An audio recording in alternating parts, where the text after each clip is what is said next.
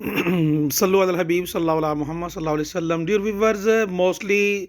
جو چلڈرن ہوتے ہیں، چھوٹے بچے،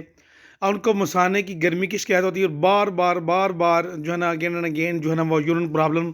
کریٹ ہوتی ہے. اور اس کا علاج جو ہے نا وہ بہت ہی آسان ہے کہ انار کا چھلکا لیں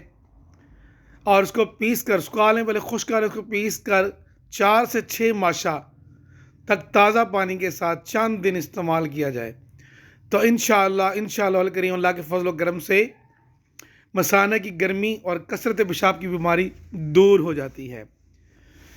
جو بچے اکثر اکیڈمی میں یا بار بار مدارس میں پڑھتے ہیں، پیشاب آنے پر جو ہے نا وہ اپنا گلٹی فیل کرتے ہیں، تو ان کے پیرنٹس سے یہ گزارش ہے کہ مثانہ کی گرمی کو دور کرنے کا طریقہ یہ ہے کہ انار کا چھلکا لے لیں. یہ چند 1 کلو انار لے لیں، اس کا چھلکا پیس کر اس